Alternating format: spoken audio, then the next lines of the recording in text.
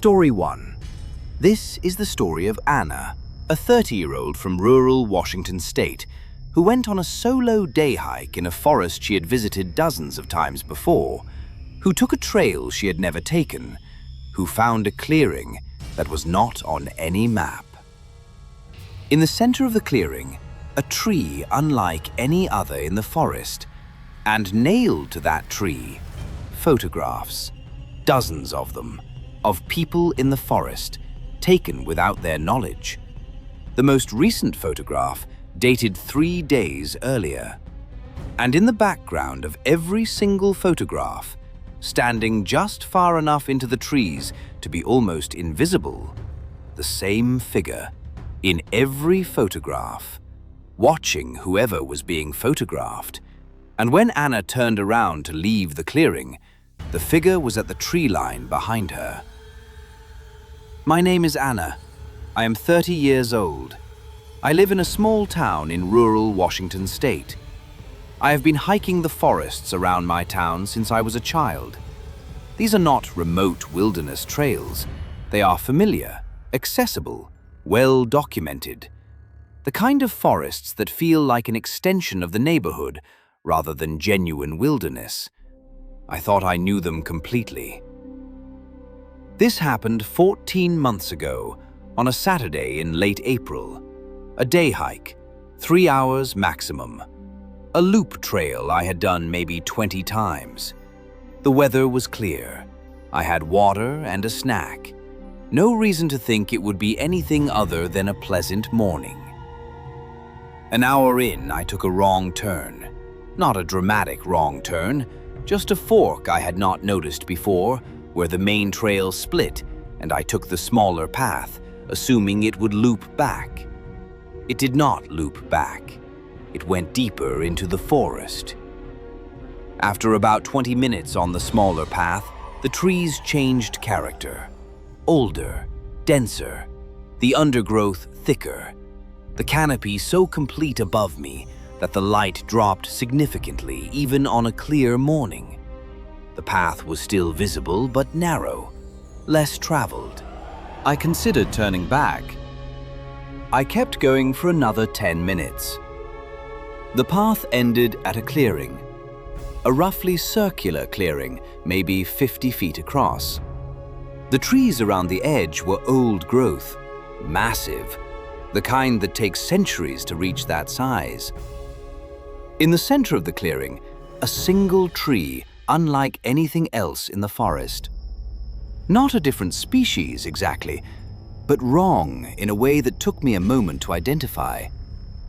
It grew in a shape that trees do not grow. Not damaged, not storm-broken, intentionally shaped over years into a form that curved and bent in angles that suggested intention. And on the trunk of that tree, nailed directly into the bark, photographs. I walked to the tree. The photographs covered an area from about knee height to above my head. Dozens of them. Some weathered and old, some clearly recent. People in forest settings, trail photographs, hikers, families, individuals alone. All taken in what appeared to be this forest. The same trees, the same trails I recognized. None of the people appeared to be aware of the camera. All appeared to have been taken from a distance, from concealment. I looked at the most recent ones. A date stamp on one of them, 3 days earlier. A woman hiking alone on the main trail, the trail I had been on that morning. I looked at the photograph more carefully, then at the next one, then at the ones beside it. In every photograph, at the edge of the frame, just inside the tree line, far enough back to be almost shadow, a figure, standing still. In every single photograph. Different locations, different subjects being photographed, different times spanning apparently years. The same figure, in the trees, watching. I took out my phone and photographed the tree and the photographs on it. Then I turned around to leave the clearing. At the tree line behind me, at the edge of the clearing where I had entered, a figure, standing in the trees just beyond the clearing edge. The same posture as in every photograph. Still, watching.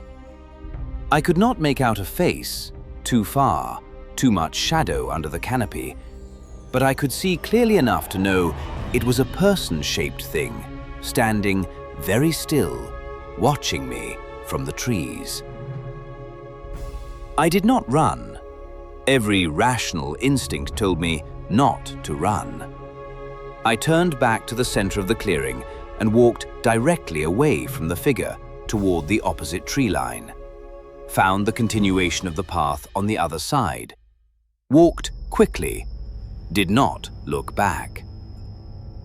I found my way to a main trail after about 15 minutes and jogged the remaining distance to my car.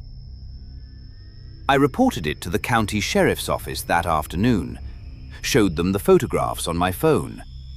2 deputies went to find the clearing. They searched for 4 hours. They found the smaller path, followed it to where it ended. There was no clearing. The path ended at a dense section of old growth, with no clearing beyond it. They came back and showed me their own photographs of where the path ended. I recognized the trees, the specific configuration. The clearing had been there. The tree had been there. I went back myself a week later. The smaller path was there. I followed it to where it ended. Dense old growth, no clearing beyond. I have been back 4 times since. The clearing has not been there on any subsequent visit. But the photographs on my phone are still there. The tree covered in photographs of people being watched. The figure at the edge of every frame. And if I zoom into the tree line in the background of the photograph of the woman taken 3 days before I found the clearing, far back, almost invisible in the shadows, a second figure, behind the first figure, also watching. I did not notice that until I looked closely a month later. There were 2 of them. There had always been 2 of them. And in the photographs of other people, once I started looking closely at every photograph. They were always there, both of them, every time. Story 2. This is the story of Joel, a 36-year-old from rural Minnesota who worked for 3 summers as a forestry technician in a remote section of national forest where he and his partner were the only 2 people assigned to a 40-square-mile survey area, where his partner began behaving strangely in the 4th week, going quiet, taking long walks alone at night, returning with no explanation. Until the morning, Joel woke at 4 in the morning to find his partner standing at the edge of the camp facing the forest, completely still, for over an hour. And when Joel spoke to him, his partner turned around, and Joel saw that his eyes were wrong, and said something that Joel has never been able to explain, and that his partner had no memory of saying. The following morning. My name is Joel. I am 36 years old. I studied environmental science and worked several summers doing field survey work for the Forestry Service while I was in graduate school. The summer I'm going to describe, I was 24 years old. My survey partner was a man named Derek, 26, 2 years ahead of me in the same program. Experienced, competent, the kind of person you want as a partner on a remote field assignment. By the end of that summer, I would not have said that. We were assigned a 40-square-mile survey area in a remote section of national forest in northern Minnesota, measuring tree density, cataloging species distribution, monitoring signs of pest damage, standard survey work. 4 weeks. Base camp was a platform tent setup about 12 miles from the nearest maintained road. No cell service, satellite phone for emergencies. Just the two of us and the forest. The first 3 weeks were normal, hard work, good rhythm. Derek was professional and knowledgeable. We got along well. The work was physically demanding, but satisfying. Then the 4th week started. On Monday of the 4th week, Derek was quieter than usual. Not unfriendly, just quiet, introspective. I assumed he was tired or homesick. 4 weeks in remote isolation affects people differently. By Wednesday, he had stopped making conversation at dinner. He ate quickly, said he was turning in early. I read in my tent, fell asleep. At some time around midnight, I woke up. Derek's tent was empty. I could see through the mesh panel that his sleeping bag was vacant. I assumed he had gone to use the latrine we had dug at the camp perimeter. I waited. After 20 minutes, I unzipped my tent and looked around the camp. Derek was standing at the edge of the tree line, back to me, facing the forest. I called his name quietly. He did not respond. I walked to him. He was standing very still with his arms at his sides. Not the posture of someone looking at something, the posture of someone listening. I touched his shoulder. He flinched and turned around. He seemed confused, like someone woken abruptly from deep sleep. He asked what time it was. I told him. He said he had just come out for some air, that he was going back to bed. He went back to his tent. Thursday night, the same thing. I woke at midnight. Derek gone. Found him at the tree line, same posture, facing the forest. Still. This time, I watched him for 15 minutes before I approached. He did not move in those 15 minutes. Not a shift of weight, not a turn of the head. Completely still, facing the trees. When I touched his shoulder, he went through the same sequence. Confusion, disorientation. He claimed he had just come out for air again. I asked if he was feeling okay. He said he was fine, a little restless. He went to bed. Friday, I mentioned it while we were working. Said I had noticed him up in the night and was concerned. He looked at me with a genuinely confused expression. He said he had been sleeping fine, that he did not remember getting up. I did not push it. I started waking deliberately at midnight to check. Saturday, there. Sunday, there. Monday, there. Every night at midnight, Derek standing at the tree line, facing the forest, completely still. Every morning, no memory of it. On Tuesday night, I set an alarm for 3:45. Woke up, checked Derek's tent. Empty. Tree line. I watched from my tent for an hour. He stood completely still for the entire hour. At 4:50, I got up and walked to him. This time, I did not touch his shoulder immediately. I walked around to face him. His eyes were open, looking directly into the forest. But wrong. Not the eyes of someone awake and present.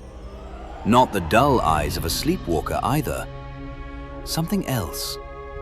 Something that took me a moment to identify. His eyes were too focused, too directed, like he was watching something with intense concentration.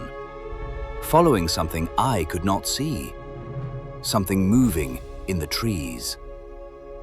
I said his name. He did not respond. I said it again, louder. He spoke without turning his head, without looking at me. His voice normal, but the words not. He said, "It has been here longer than the trees. It was here before the forest grew up around it. It is trying to remember what it was. It watches us to remember." Then he blinked, turned his head, and looked at me with normal eyes. Asked what time it was. I told him what he had just said. He looked at me for a long time. He said he had no memory of saying it. He did not look frightened. He looked sad, like someone hearing about something they cannot access. We finished the survey the following day and broke camp. The drive back to the road took 4 hours on the forest tracks. Derek was quiet the whole drive. When we reached the road and cell service came back, he called someone. His girlfriend, I assumed. He stepped away from the truck to talk. When he came back, he looked more like himself, like whatever had been in him in the forest had needed the forest to stay. We filed our report, went our separate ways. I have not spoken to Derek since. I looked him up 2 years ago. He finished his degree, works for an environmental consulting firm, seems to be living a normal life. I have thought about what he said that morning for 12 years. It has been here longer than the trees. It was here before the forest grew up around it. It is trying to remember what it was. It watches us to remember. I do not know what Derek was accessing in those nights at the tree line. What was using his eyes in the dark?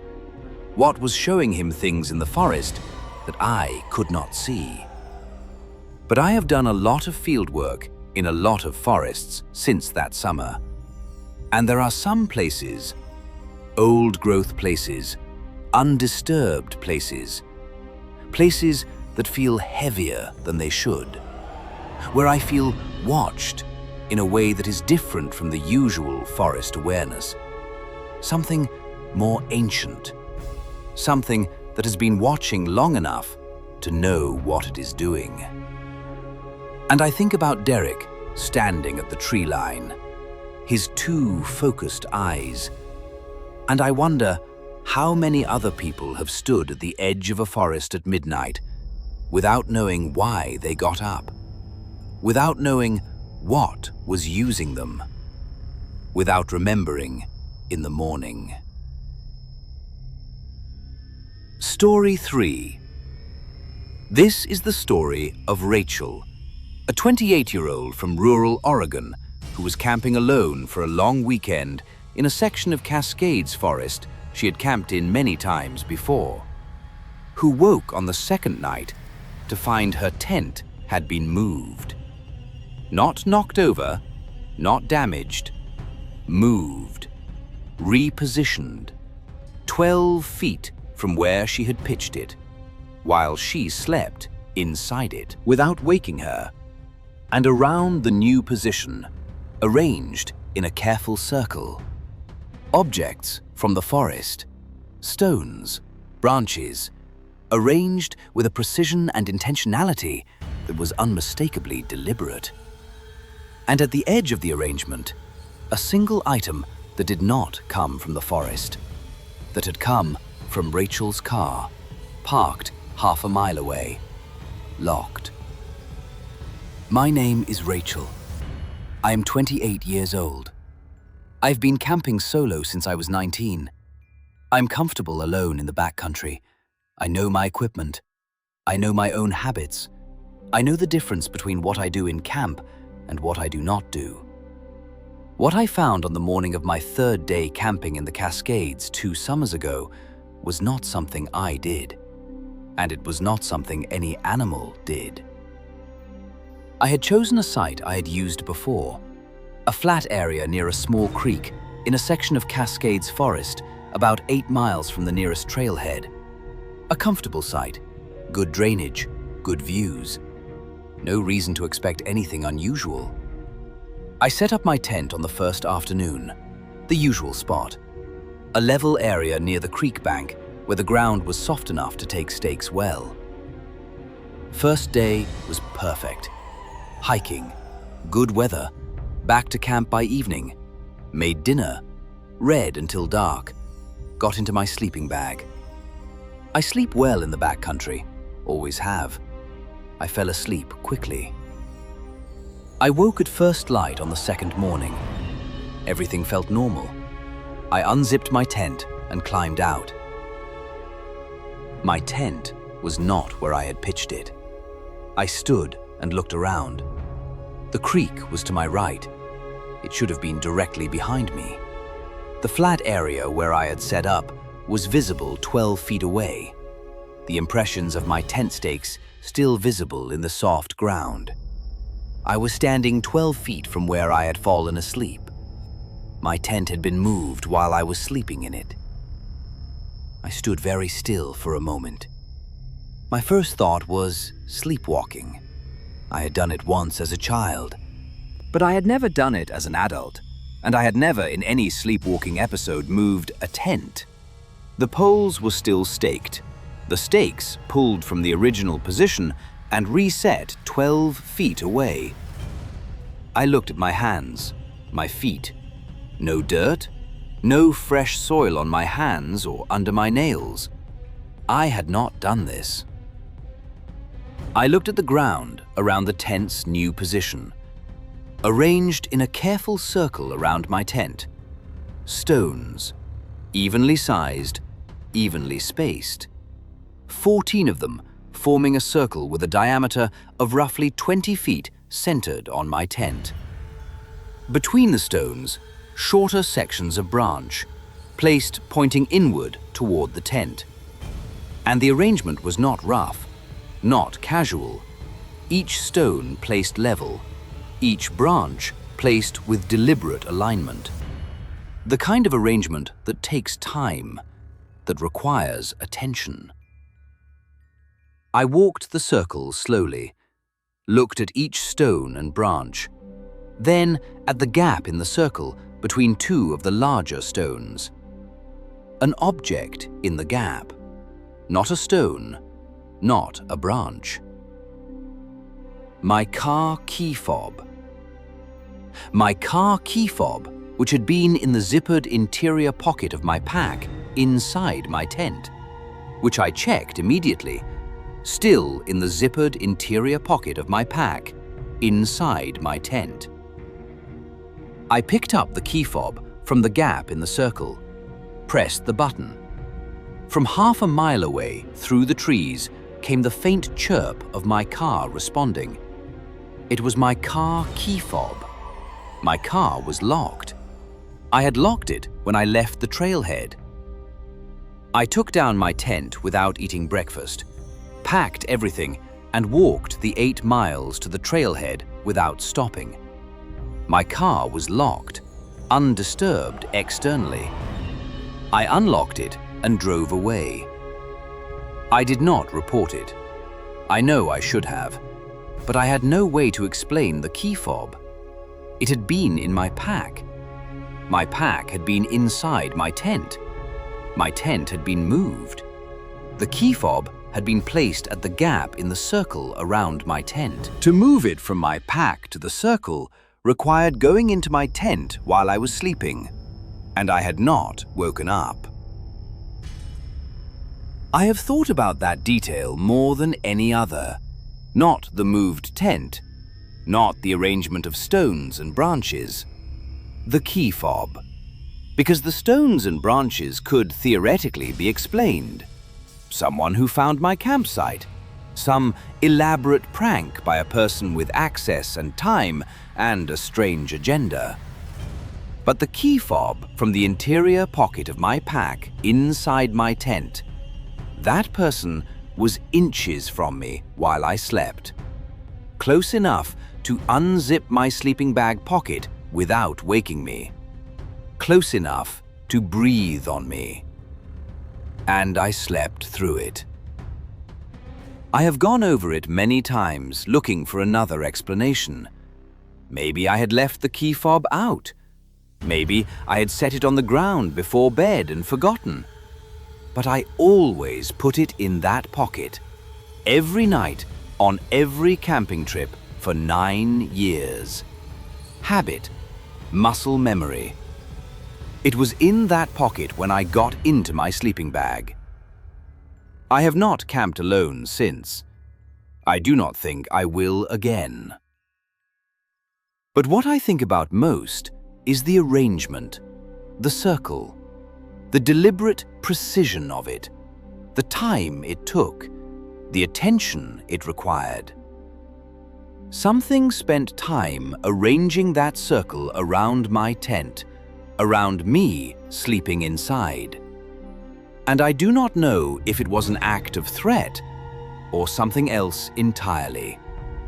I do not know what it wanted to communicate, whether it was marking something or protecting something, or simply showing me that it could. All I know is that it was careful, it was patient, and it was there the whole time I was sleeping. Story 4.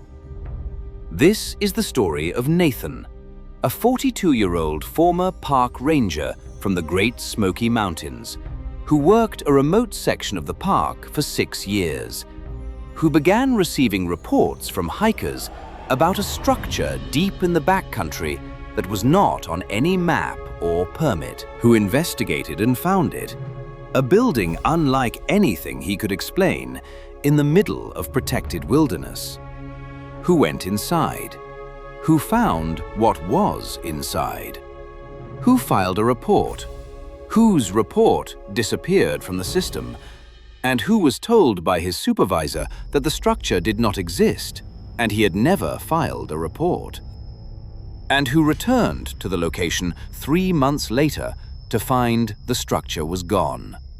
But the clearing it had stood in showed evidence of occupation going back at least a century.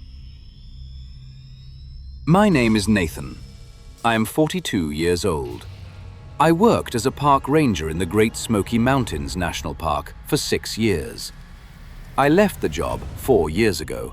My official reason for leaving was a career change. The actual reason was what I found in the backcountry in the 3rd year of my tenure, and what happened afterward. I was assigned a remote patrol sector in the western section of the park, one of the less visited areas. Difficult terrain, no maintained trails in most of it. My job was to patrol the sector on a rotating schedule, check for illegal camping, monitor trail conditions, report anything unusual. In my first 2 years, I found the sector quiet. The occasional illegal campfire, the occasional hiker who had drifted off trail. Nothing significant. In the spring of my 3rd year, the reports started. 4 separate hikers over a period of 6 weeks reported the same thing. A structure deep in the backcountry. None of them had been close enough to examine it.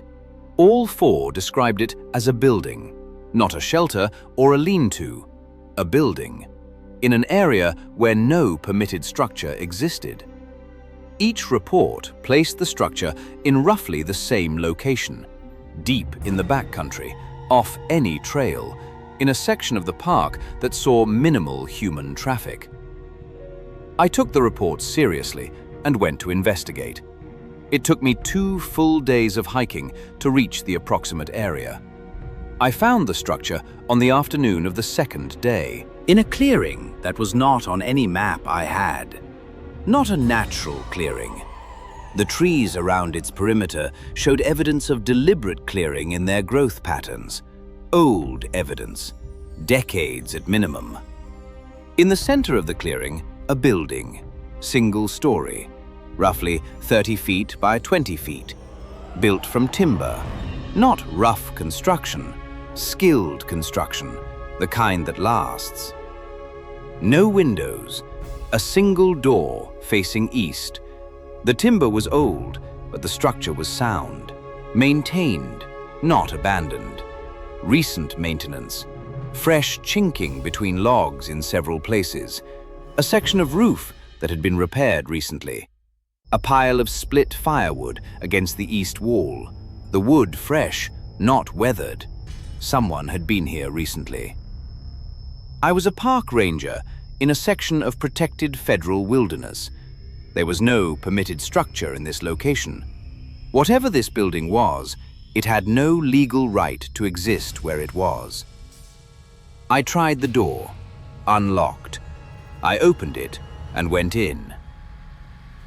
A single large room, a stone fireplace on the north wall, cold but recently used, ash that was days old at most, a long wooden table, 6 chairs, shelving along the south wall. On the shelving, containers of preserved food, water storage, lanterns, basic supplies. The kind of supplies you would need if you were planning to stay somewhere for an extended period. On the table, papers. I approached and looked at them. Handwritten, dense. The language strange to me at first. Not a foreign language, English, but organized in a way that did not follow standard conventions. Notation I did not recognize, mathematical or scientific looking, but not any system I had been trained in. On the wall above the fireplace, a map, hand-drawn, covering what appeared to be a large section of the park, marked with locations, dozens of them, each marked with a small symbol. I recognized several of the locations as places I knew in my sector. Each marked location had a date beside it, the dates spanning decades. The most recent dates were within the current year. Whatever this place was, people had been coming here for decades, meeting here, working here, tracking something across a large section of the park over a very long period of time. I documented everything thoroughly. Photographs, written notes, GPS coordinates. I spent 2 hours in the building, then I left and hiked out. I filed a detailed report the following week, included all photographs, all GPS data, full written account. I handed it to my supervisor in person and watched him log it into the system. 3 weeks later, I followed up. My supervisor looked at me with a confused expression. He said he had no record of any such report. I asked him to search the system. He searched. Nothing. He checked the log of reports I had filed for the relevant dates. My report was not in the log. I asked him directly if he remembered me handing it to him. He said he did not remember that specific report. He said it in a way that made me feel he was being careful with his words. I went above him, described the structure to the senior ranger for the region. He listened carefully, asked specific questions about the location, the construction, the contents. When I had finished, he was quiet for a moment. Then he told me there was no permitted or unpermitted structure in that section of the park, that regular aerial surveys would have identified any building in that terrain, that if I had found something, I should file a report with my direct supervisor. I told him I already had. He told me to file it again. I filed it again.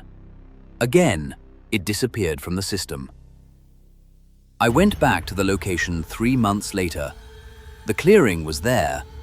The structure was not. I walked the clearing perimeter, found the impressions of the building's foundation, the specific pattern of the timber structure pressed into the earth, a fire pit in the center of the building's former interior, cold and old.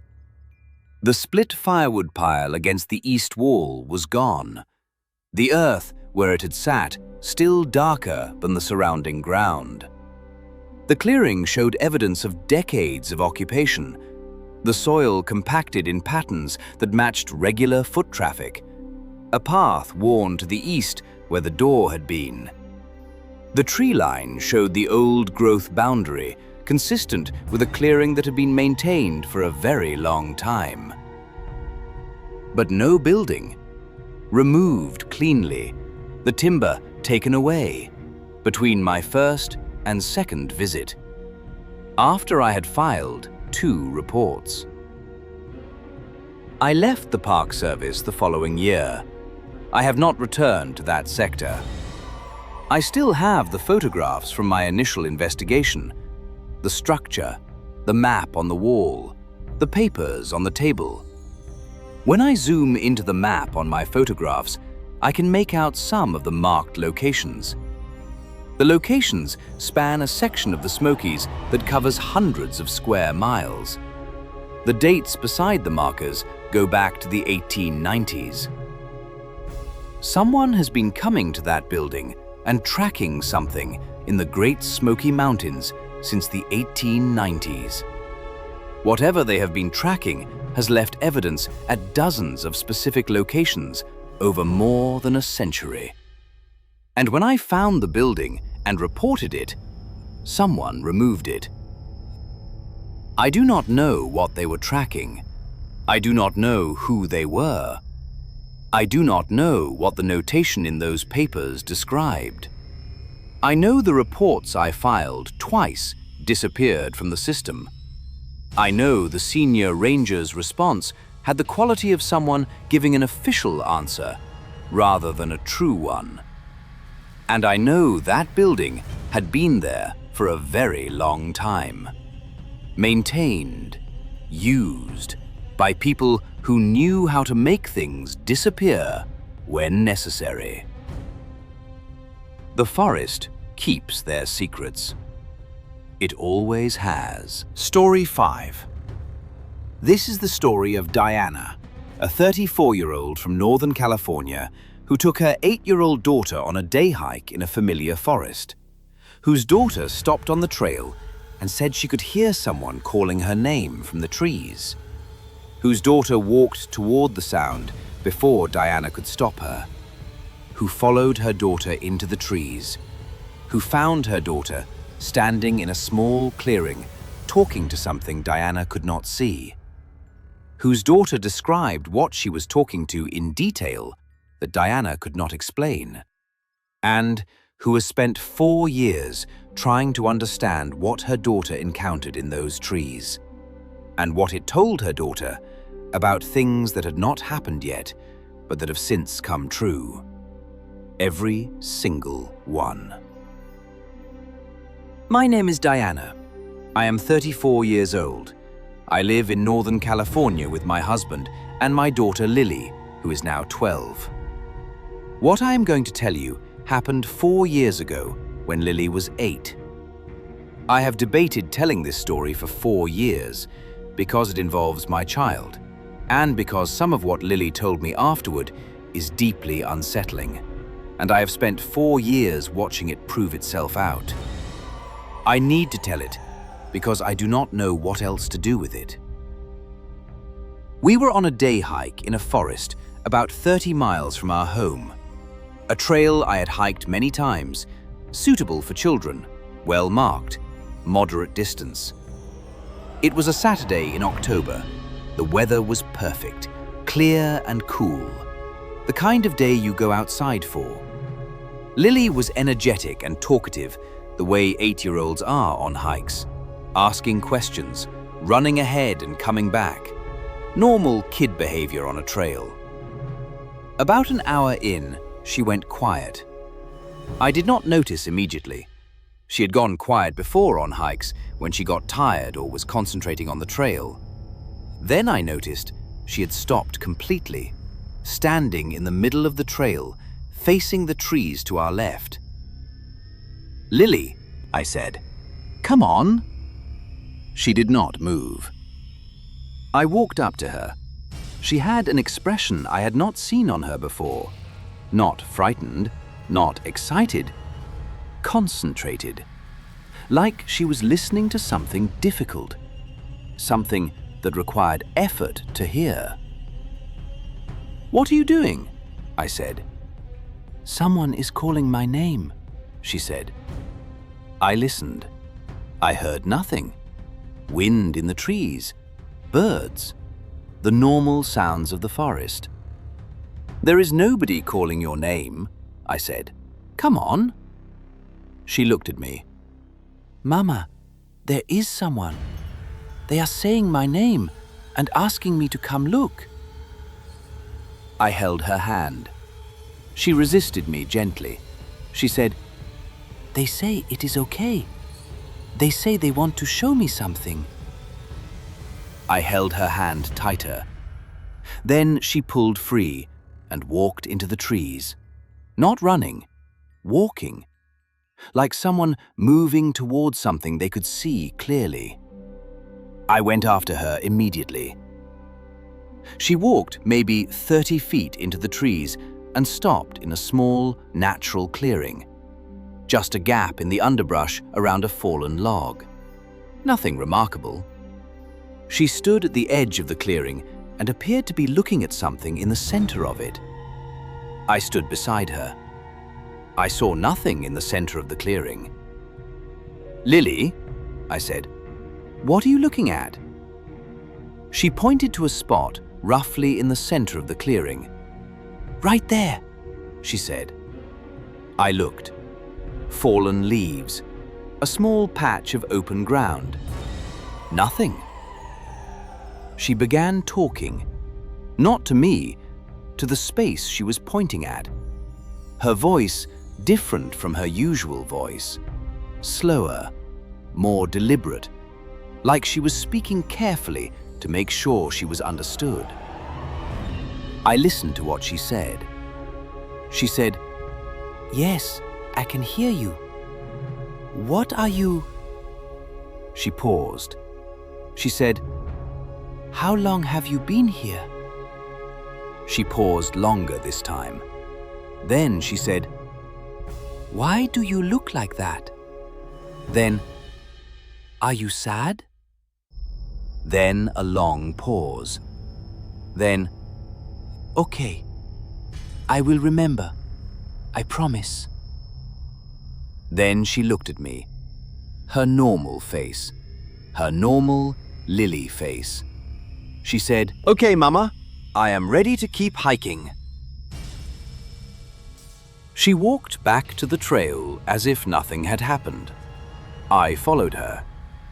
I asked her what she had been talking to. She thought for a moment.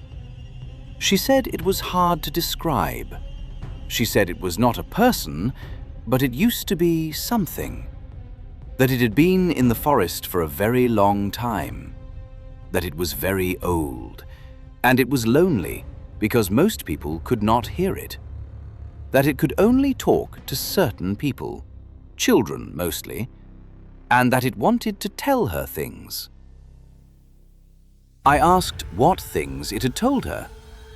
She said it had told her 4 things that were going to happen. She listed them. The first was that her grandfather, who lived in Oregon and was in good health, was going to get sick, and that she should tell him she loved him soon, because she would not have much more time. My father-in-law was 68 and healthy at the time. He was diagnosed with a fast-moving cancer 6 weeks after this hike. He died 4 months later. The second was that our neighbor's dog was going to be lost, and that Lily should look on the hill behind the park 2 streets over. 3 months after the hike, our neighbor's dog went missing. I did not connect it immediately to what Lily had said. Lily reminded me. She said, "Look on the hill behind the park." We found the dog on that hill, injured but alive. The third thing was harder to understand. Lily said the thing in the clearing had told her that someone was going to try to hurt our family, but that the dog would warn us. In the spring, following the hike, a man attempted to break into our home. Our dog at the time barked for several minutes before we woke up. The noise frightened the man off. If the dog had not barked, we would not have woken in time. The fourth thing Lily told me, sitting in the car after the hike. She said, "Mama, it said that you are going to be scared about something. I do when I am older. Something I choose. And it said to tell you that it is right and that you should let me go." Lily is 12 now. She has not made the choice the thing in the clearing referred to. I do not know what the choice will be. But I have thought about that fourth thing every day for 4 years, and I have watched the first 3 come true. I went back to that section of forest twice without Lily. I stood at the place where she had left the trail. I stood in the small clearing.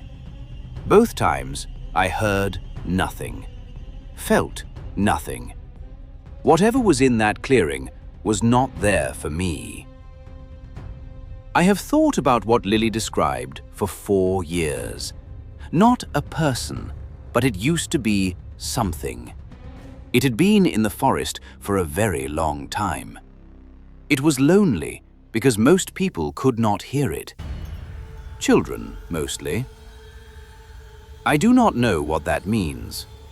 I do not know what was in that clearing. I do not know whether it was something that should frighten me or something that simply exists in that forest the way other things exist. Old, patient, present. But I know the 4 things it told my daughter. 3 have come true exactly as described. And I am waiting for the 4th. Whatever Lily chooses, whatever takes her away. The thing in the clearing said, "It is right," said, "I should let her go." I am trying to trust that. I am trying. 5 people, 5 forests, 5 encounters with something that does not belong to any category we have built for the world. Anna still hikes. Different trails. She told me she zooms into the photographs on her phone sometimes. The second figure she found in the tree line behind the first. She said she has spent a long time studying it, trying to determine from the posture and the position what it is doing. She said it looks like the second figure is not watching the person being photographed. It is watching the first figure, like it is watching the watcher. She does not know what that means. She is not sure she wants to. Joel finished his degree and now works in urban environmental consulting, far from remote forests. He told me he has not done backcountry fieldwork since that summer. He said he tried once. A day survey in a forest preserve close to the city. He was fine until he stood at the tree line to take a measurement.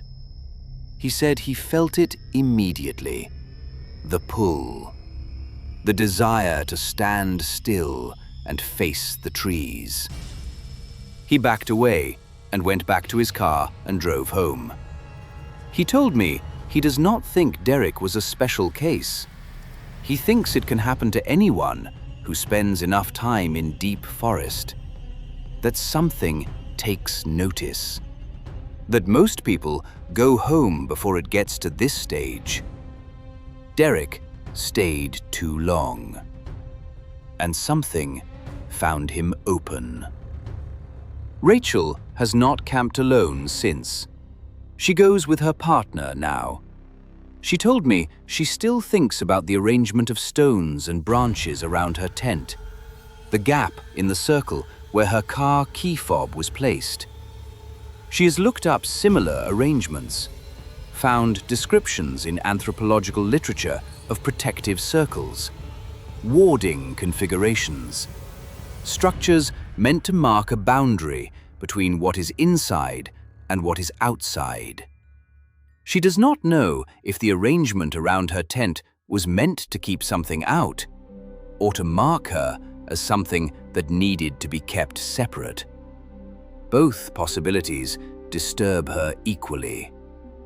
Nathan left the Park Service and now works in environmental law. He still has the photographs.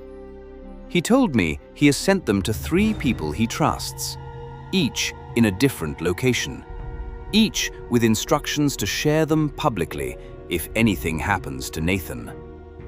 He said he does not know if anyone is watching him. He does not know if removing his report from the system was a bureaucratic decision or something more targeted. But he is not willing to be the only person with that evidence. He said the map on the wall is the thing he thinks about most. Dozens of marked locations, more than a century of dates. Something has been moving through the Great Smoky Mountains for over 100 years, leaving evidence at specific locations. And a group of people has been tracking it, in secret, from a building in the backcountry that no longer exists. He wants to know what they found. He wants to know if they are still looking. And he wants to know what they were afraid enough to hide. And Diana told me one more thing before we ended our conversation. She said that last spring, Lily was in the backyard alone, playing. Diana was watching from the kitchen window. Lily stopped what she was doing and stood very still, facing the fence at the back of the yard. The same expression Diana had seen on the forest trail 4 years ago. Concentrated, listening. Diana watched her. After a few minutes, Lily turned around and looked directly at the kitchen window, directly at Diana, and shook her head slightly, like she was telling Diana not to come out. Diana stayed at the window. Lily turned back and stood at the fence for another 5 minutes. Then she walked back into the house completely normally.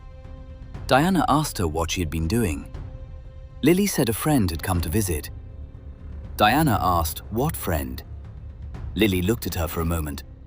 Then she said, "You cannot hear them, Mama, but they wanted me to tell you something." Diana asked what they wanted her to know.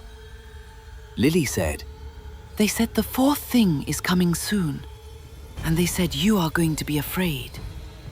And they said to remember what they told me in the forest. It is right, and you should let me go. The forest is not empty. It never has been. We walk into it with our maps and our trails and our confident human footsteps, and we tell ourselves we are moving through a place that belongs to the natural world, a world we understand. But the forest is older than understanding, older than language, older than the first human being who stood at a tree line and decided to go in. And some of what lives in it has been watching us do that from the beginning.